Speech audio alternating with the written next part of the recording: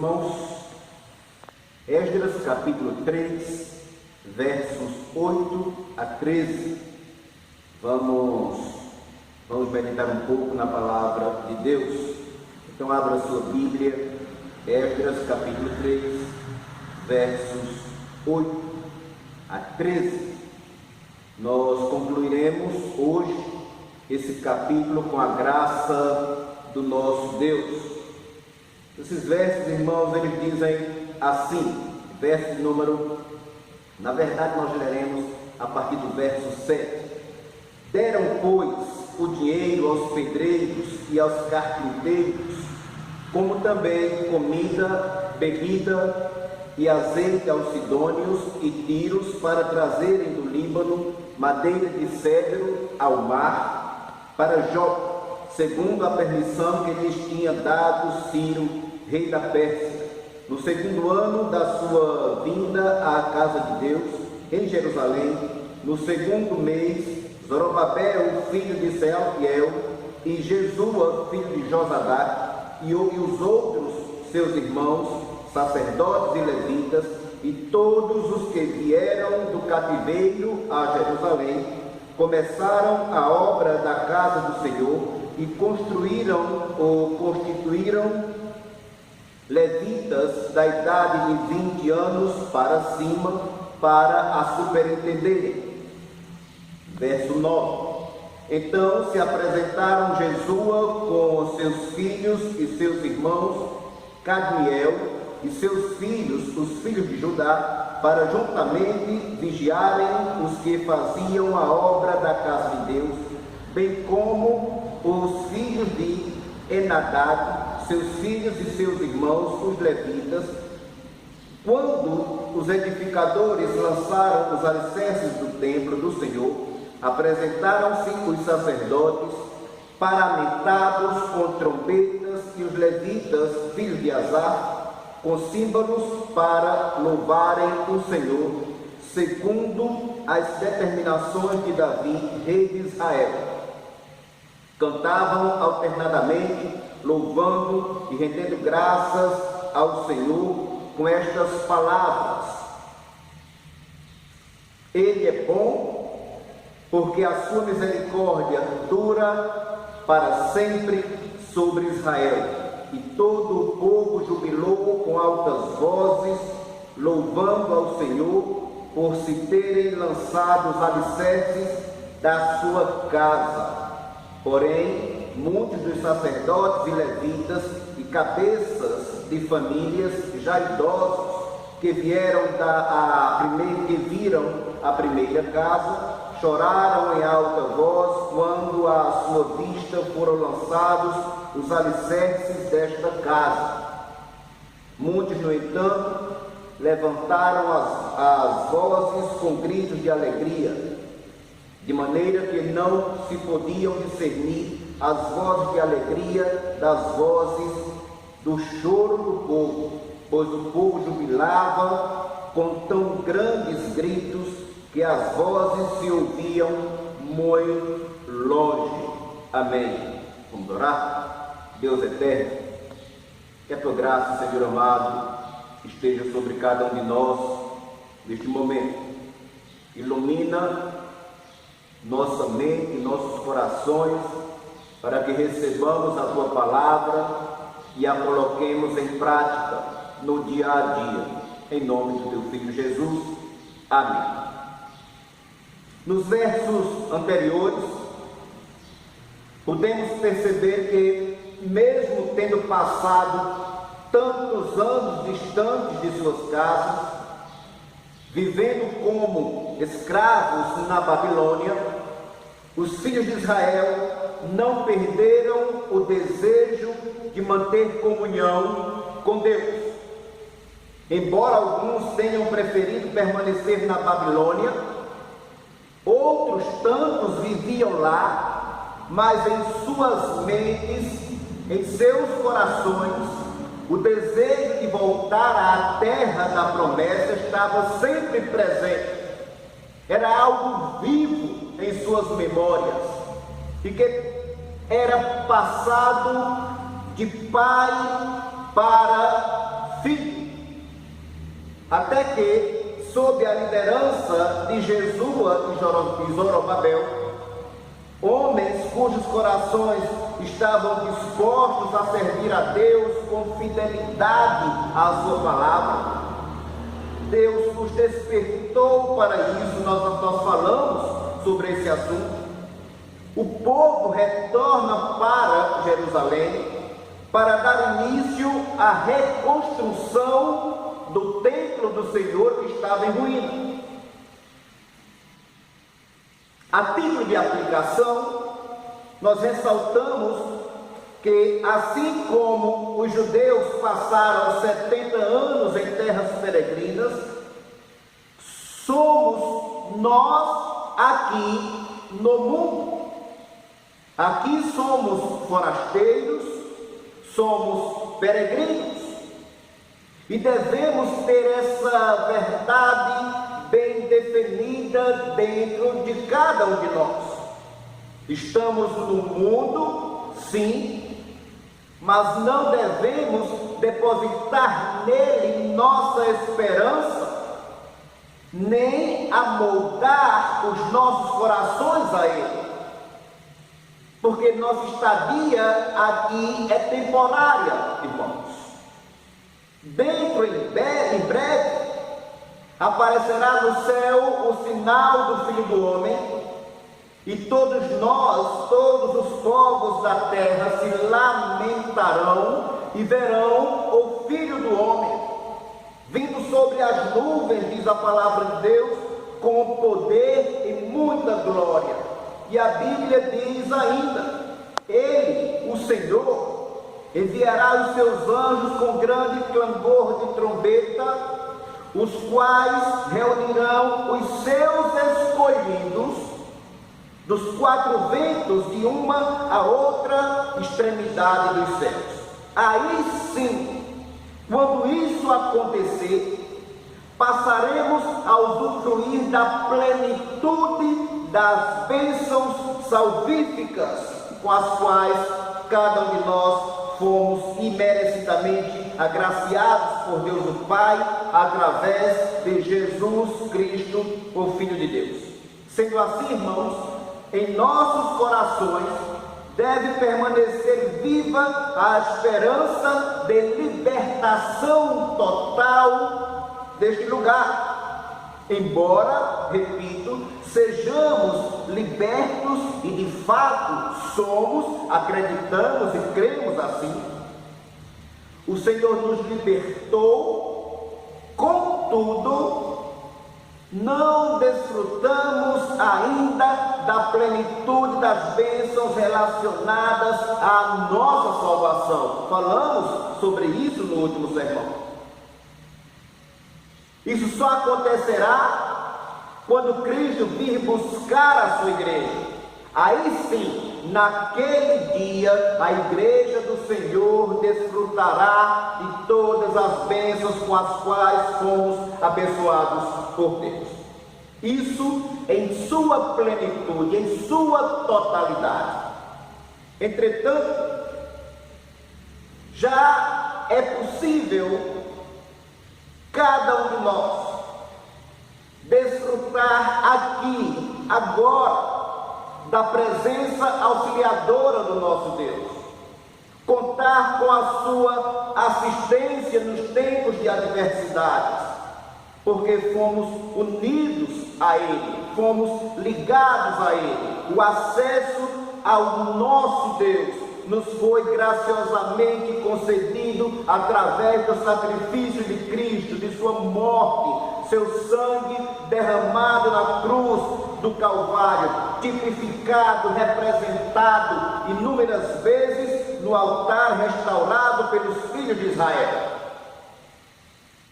Lá naquele dia que Zorobabel com os seus irmãos estavam reunidos, sacrificando ao Senhor, aquele altar, aqueles sacrifícios apontavam para o Redentor de nossas almas, de modo que a segurança que os filhos de Israel precisavam estava em Cristo Jesus, e Cristo de forma tipificada, de forma figurada, estava naquele altar.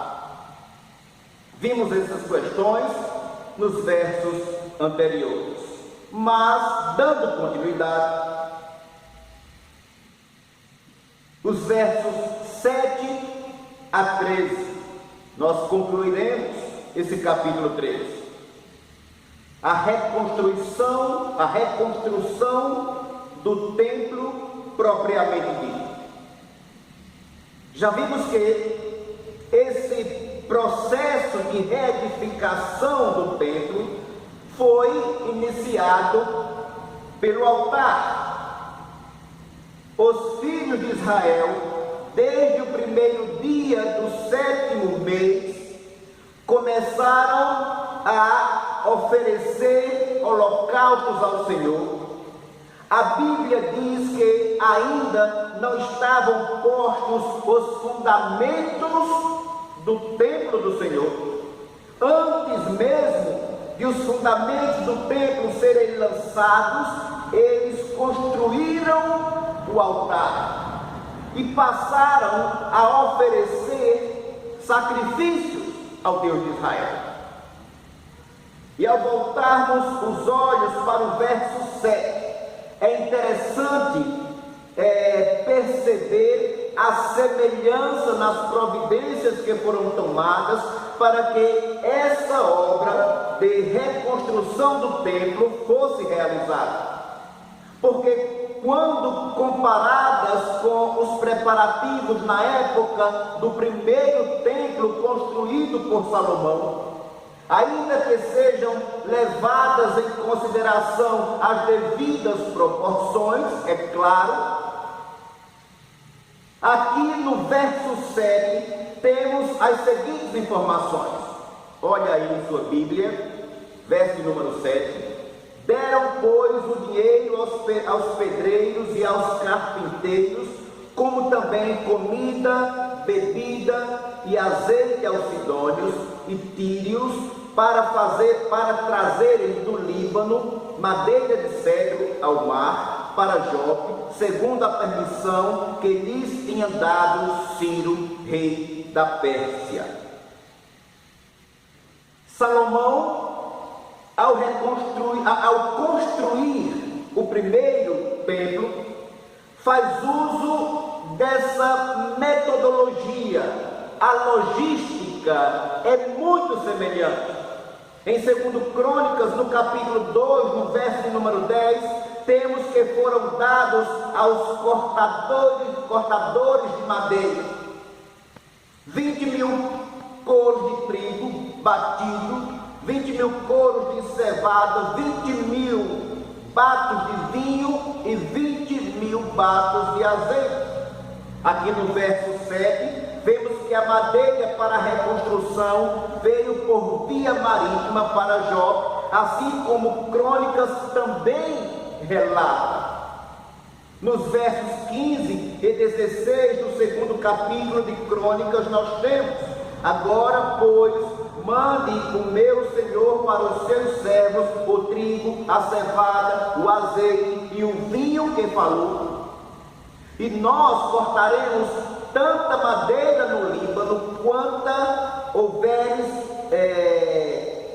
mister, e te faremos chegar em jangadas pelo mar a Jope, e tu a farás subir a Jerusalém.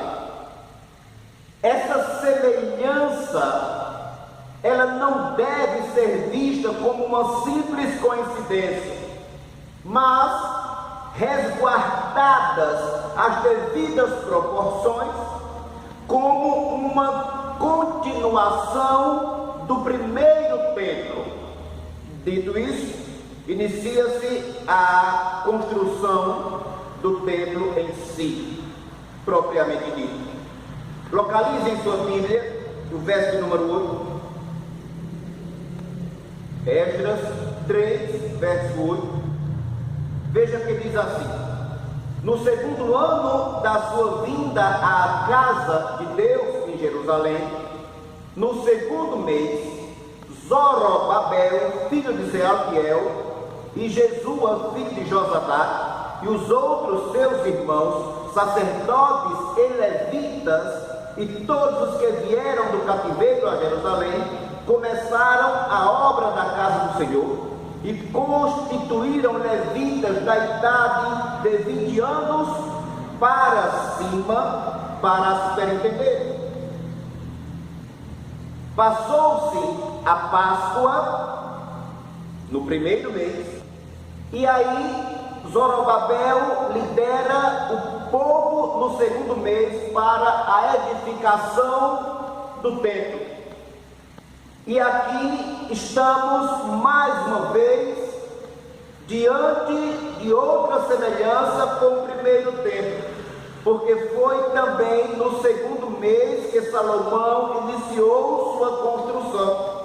Lá no livro dos Reis, no capítulo 6, no verso 1, diz que no ano 480, depois de saírem os filhos de Israel do Egito, Salomão, no ano 4, no seu reinado sobre Israel, no mês de Ziv, este é o segundo mês, começou então a edificar a casa do Senhor. Isso é muito interessante.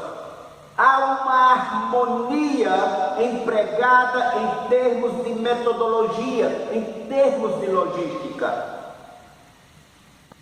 E essa harmonia, ela relaciona a edificação do primeiro templo e do segundo templo, e é tão una que nos faz enxergar esse segundo templo não como um outro templo, algo completamente desassociado daquele edificado por Salomão, mas como uma continuação do mesmo.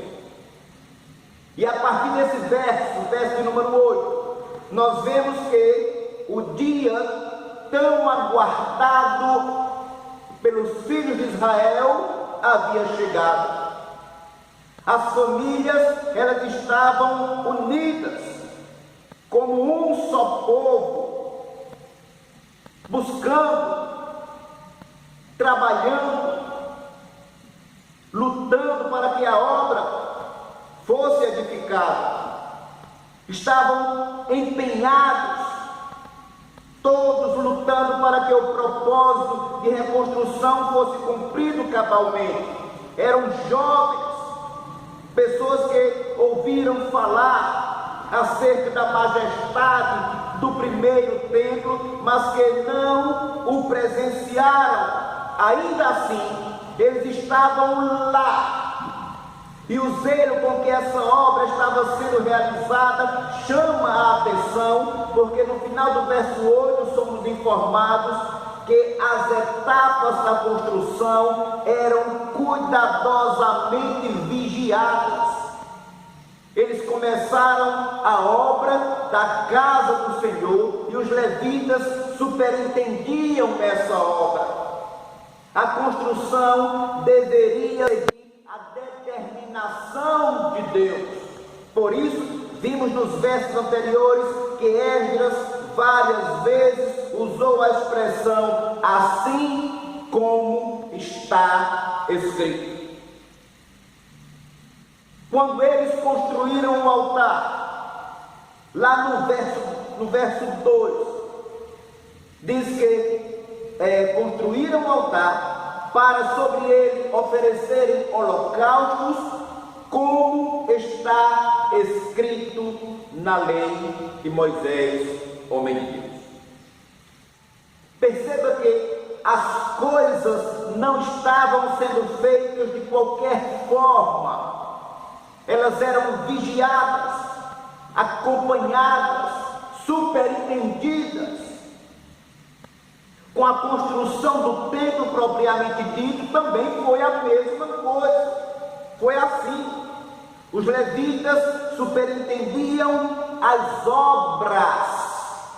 E mais, havia superintendência também sobre os trabalhadores. Isso é, a obra deveria seguir o padrão dado por Deus, assim como os trabalhadores deveriam seguir o padrão estabelecido pelo Senhor.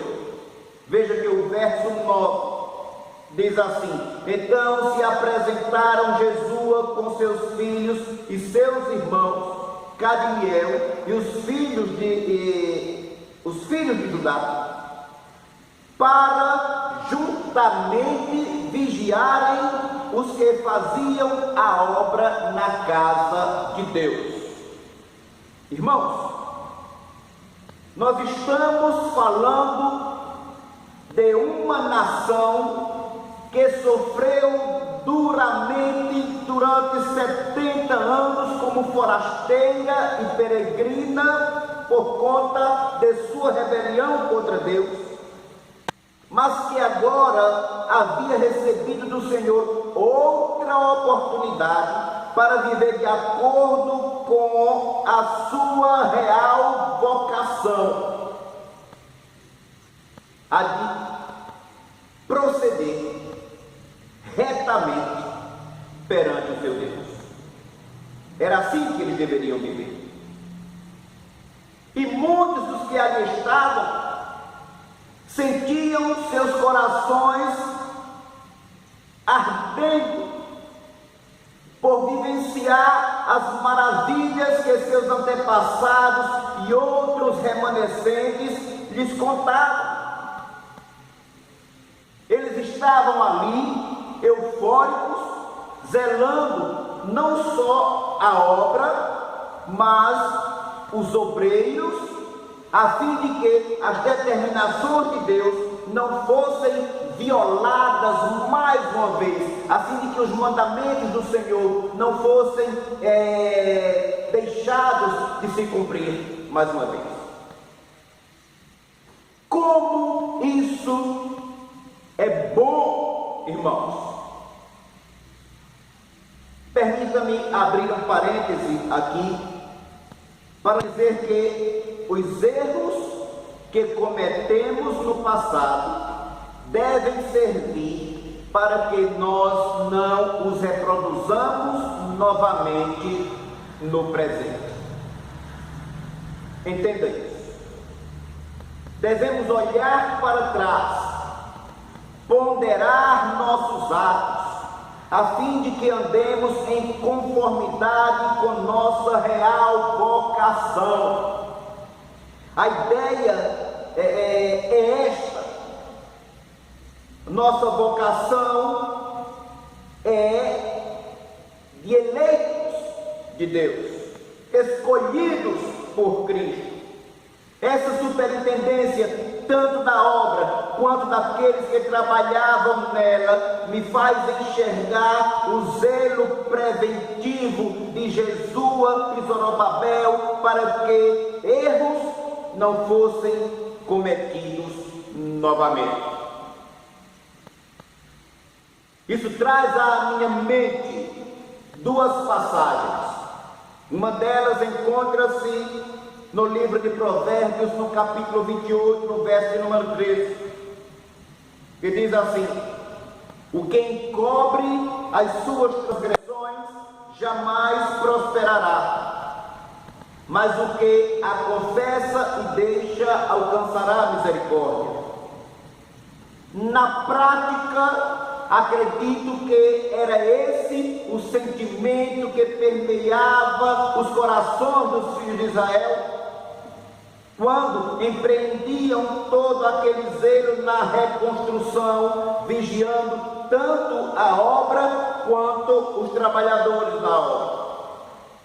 É como se cada uma daquelas pessoas dissessem: não erremos como erraram os nossos pais, pois o nosso Deus tem nos agraciado com sua misericórdia constantemente.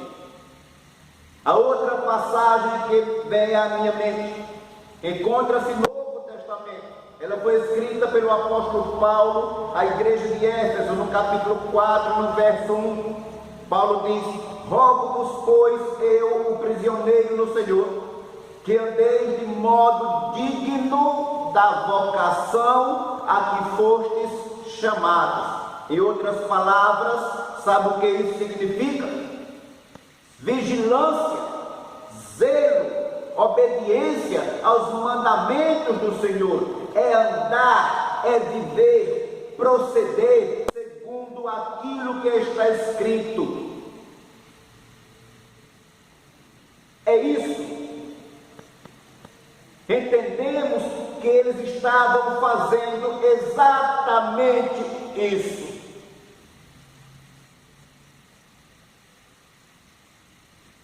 Vamos aos versos. Nós tivemos um probleminha técnico, iremos retomar aqui de onde paramos no verso de número 10, que diz assim: quando os edificadores lançaram os alicerces do templo do Senhor, apresentaram-se os sacerdotes paramentados e com trombetas, e os levitas, filhos de Asaf, com símbolos, para louvarem o Senhor, segundo as determinações de Davi, rei de Israel. Então vejam bem, irmãos, é interessante que o templo ainda não estava construído, ele ainda não estava pronto, mas os filhos de Israel estavam preparados para louvar e render graças ao Senhor. Uma alegria imensurável tomou conta dos seus corações. Era como se eles comemorassem cada etapa, cada degrau galgado. Era um motivo de louvor a Deus. Se você olha para o verso de número 11, está escrito que eles cantavam alternadamente, louvando e rendendo graças ao Senhor. Temos aqui a fé de um povo sendo posta em prática. O templo não seria maior do que o templo construído por Salomão, o primeiro templo. A arca também não estava lá. Não havia o glamour do primeiro templo, não tinha como comparar. Mas aquele povo tinha fé. Sua confiança repousava no Deus que ordenara a reconstrução do templo. Deus era o centro naquele momento. Ele era maior do que o templo. E você percebe isso na continuação do verso de número 11, que diz que eles, leia aí em sua Bíblia, eles cantavam alternadamente, louvando e rendendo graças ao Senhor com estas palavras. Quais palavras? A Bíblia diz: Ele é bom, porque a sua misericórdia dura para sempre sobre os filhos de Israel. Encontramos essa expressão lá no Salmo de número 100, no verso de número 5, quando o salmista diz: porque o Senhor é bom, a sua misericórdia dura para sempre. O profeta Jeremias havia profetizado que esse cântico seria entoado ao nosso Deus, ao Deus de Israel, quando ele disse, lá no capítulo 33, no verso de número 11, a voz de júbilo e de alegria, e a voz de noivo, e a de noiva, e a voz dos que cantam ao Senhor dos exércitos, porque Ele é bom, porque a sua misericórdia dura para sempre. E aí está a profecia de Isaías. De fato, o povo cantou: Ele é bom, porque a sua misericórdia dura para sempre sobre Israel. E todo o povo, diz a Bíblia, jubilou com altas vozes, louvando ao Senhor por se terem lançado os alicerces da casa. Era apenas o começo, mas aquela alegria indizível estava presente nos corações das pessoas. Deus estava sendo louvado por seus grandes feitos. O povo celebrava quão misericordioso era o Senhor para com o seu povo. Mas aí temos nesse capítulo uma nota, irmãos, que não pode ser deixada para trás. Nos versos 12 e 13, somos informados que muitos sacerdotes e levitas e cabeças de famílias já idosos que viram a primeira casa choraram em alta voz quando à sua vista foram lançados os alicerces desta casa. Muitos, no entanto, levantaram as vozes com gritos de alegria, de maneira que não se podia discernir as vozes de alegria das vozes do choro do povo, pois o povo jubilava com tão grandes gritos que as vozes se ouviam de muito longe. O que temos aqui? Temos um misto de sentimentos. Os mais idosos, aqueles que tiveram a oportunidade de ver com seus próprios olhos o templo construído por Salomão, não conseguiram olhar para a obra atual, sem deixar de compará-la com o primeiro templo. Mais velhos, eles olhavam para a obra atual e eles não conseguiam deixar de compará-la com o primeiro templo, aquele que fora construído por Salomão. Isso trouxe aos seus corações grandes tristezas. Eles choravam, diz o texto bíblico. Mas aqueles que eram mais novos, que não viram o esplendor do primeiro templo, jubilavam com os avanços na tentativa de reconstrução. Primeiro o altar, e com ele os sacrifícios, as ofertas e consequentemente as bênçãos advindas desses atos de culto que eles ofereciam sucessivamente ao Deus de Israel e eram aceitos por Deus. E agora, os alicerces do templo, eles olhavam para essas conquistas e embora tivessem ouvido acerca da grandeza, da beleza do primeiro templo, templo esse que estava apenas começando agora, no segundo, na reconstrução. E em cada um deles, a maior das alegrias podia ser contemplada. Você consegue perceber o contraste entre as gerações? Se por um lado os mais novos se alegravam, por outro lado os mais velhos choravam de tristeza. É como se eles não conseguissem enxergar quão grandes maravilhas Deus estava fazendo. Ainda que aquela etapa fosse apenas o começo, apenas as bases, o lançamento das bases, o começo de tudo. E sabe, irmãos, qual a diferença entre a atitude desses que estavam chorando e a dos que jubilavam? A diferença é que, enquanto os mais velhos estavam presos às lembranças passadas, a grandeza e a majestade do primeiro templo, não conseguiram enxergar com a devida clareza o real significado do lançamento da base do segundo templo. Não conseguiram vislumbrar aquilo que Deus poderia fazer nos dias vindouros. Isso foi muito triste. Já os efusivos gritos de alegria que saíam dos lábios dos mais jovens, esses gritos tinham por fundamento a pessoa de Deus, o Pai, sua natureza. Eles viam além, ouviram além do templo. E o resultado é que eles clamavam: Ele é bom, o Senhor é bom. Cantavam ao Senhor. E essa bondade de Deus, ela era constatada em sua misericórdia. Esses mais jovens eles não estavam olhando apenas para o passado, para aquilo que Deus havia feito nos dias de Salomão e que seus pais haviam contado para eles. Eles estavam, na verdade, olhando também para o presente e para o futuro. Ele é bom, diz o verso 11, porque a sua misericórdia dura para sempre sobre Israel.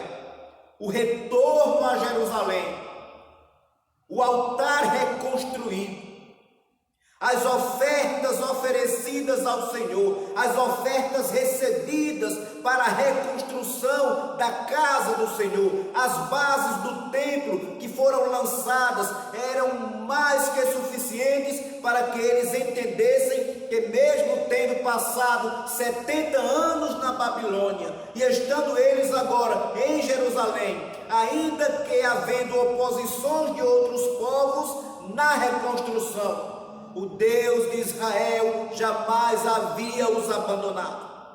Todas essas etapas eram provas da existência e favor de Deus para com o seu povo. Daí a expressão, a sua misericórdia dura para sempre sobre Israel. Eles olharam para o passado com os olhos da fé e enxergaram a misericórdia de Deus no passado, enxergaram a misericórdia de Deus no presente e sua bondade e misericórdia no futuro.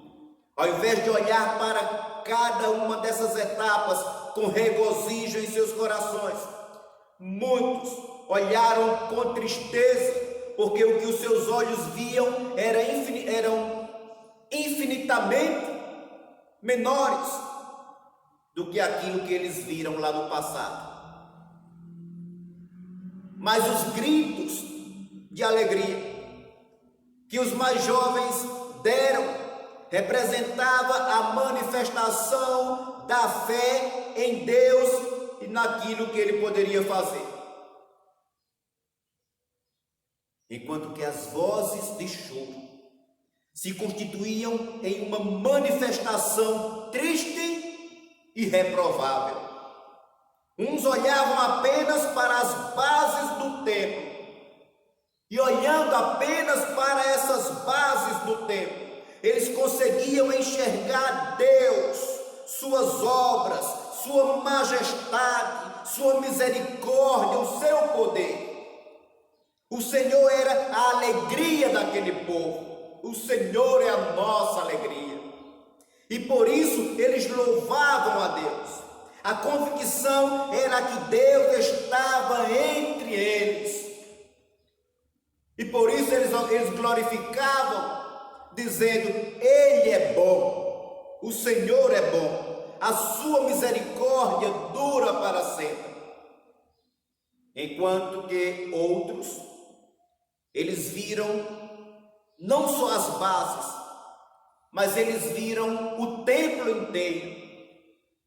Nos dias de Salomão, eles viram os móveis, a mobília, o templo, a arca e tudo mais. No entanto, estavam chorando de tristeza. Sabe, irmãos, por mais que o primeiro templo tivesse sido grandioso como realmente foi, os olhos daqueles que o presenciaram deveriam estar fitos na pessoa de Deus. O templo não era a causa da existência de Deus. Deus era a causa da existência do templo. Trazer o templo à memória ou tê-lo diante dos olhos deveria gerar alegria indizível nos corações dos filhos de Israel. Não por causa do templo em si, mas porque Deus estava nele, entre eles. Mas isso não aconteceu com alguns. E isso nos ensina o que é o viver pela fé, profetizado por Abacuque e mencionado pelo apóstolo Paulo. É entender que, embora muitas vezes as coisas ou os fatos que os nossos olhos veem e os nossos ouvidos escutam sejam infinitamente inferiores àquilo que gostaríamos de ver ou ouvir no momento, não devemos nos esquecer de que Deus continua tão ativo hoje como nos dias de outrora. E que o seu poder não mudou. E que devemos andar mediante aquilo que os nossos olhos, ou não devemos andar mediante aquilo que os nossos olhos veem e os nossos ouvidos escutam. Mas andarmos e vivermos mediante as misericórdias do Deus que pode todas as coisas, inclusive tornar grande as coisas que a princípio são pequenas ou que estão apenas começando. É pertinente que saibamos que enquanto estivermos neste mundo, certamente nos depararemos com situações que estão aquém daquilo que gostaríamos de ver. E certamente nos depararemos muitas vezes com esse cenário. Mas tenhamos a devida atenção para que não percamos de vista a verdade suprema de que, embora vivendo aqui no mundo, entre vozes de alegria e gritos de louvores, e de tristeza também, o Deus em quem nós cremos está conosco, e jamais nos abandonou, jamais nos deixou, aliás, jamais nos abandonará. Podemos ver as suas obras entre nós, sua mão cuidadora, protetora. Podemos ouvir sua voz por meio das Escrituras, dizendo: nunca te deixarei, jamais te abandonarei, sei forte, eu estou contigo. Por que nós cremos assim, irmãos? Porque Cristo Jesus possibilitou a cada um de nós essa graça. Cristo Jesus, representado lá naquele altar, erguido por Zorobabel, Jesua e os demais filhos de Israel. Portanto, meus irmãos, cuidado para não se prender ao passado, a ponto de esquecer de que o Deus que agiu lá no passado e fez coisas grandiosas é o mesmo Deus que age hoje no presente e agirá no futuro e faz coisas grandes e fará coisas grandiosas. Quer olhe para o passado, quer você olhe para o presente, quer vislumbre o futuro, lembre-se, o Senhor é bom, Ele é bom porque a sua misericórdia dura para sempre. Que Deus nos abençoe. Vamos orar ao Senhor. Querido Deus, Pai Celeste, rendemos graças ao Senhor, ó Deus, porque o Senhor é bom. Nós podemos, meu Pai, constatar Tua bondade na entrega do Teu Filho Jesus para ser morto na cruz do Calvário. Senhor, que foi e estava representado lá naquele altar, erguido por Zorobabel, Jesus, os demais filhos de Israel. Aquele sangue derramado naqueles sacrifícios. Tudo aquilo apontava, meu Pai, para o Teu Filho, que abriu um caminho para que nós pudéssemos chegar à Tua presença, pudéssemos falar com o Senhor, nos deleitar e usufruir, meu Pai amado, de Tua presença entre nós. Meu Senhor, nos ajuda a vivermos neste mundo, olhando, meu Pai amado, para o passado e conseguindo entender, meu Pai amado, que as grandes maravilhas que o Senhor fazia no passado, o Senhor faz hoje e o Senhor fará no futuro, porque o Teu poder jamais mudou, jamais mudará. Que em cada um de nós, meu Pai, haja a disposição para louvar, para exaltar, para glorificar o Teu nome, porque só o Senhor é digno de honra, de glórias e de louvores. Que não haja em nenhum de nós desespero, tristeza, decepção, quando as coisas, meu Pai amado, não acontecerem do jeito que nós esperamos. Mas que, meu Pai amado, cada um de nós entendamos que o Senhor fez coisas grandes e fará ainda hoje, em nome de Jesus. Amém.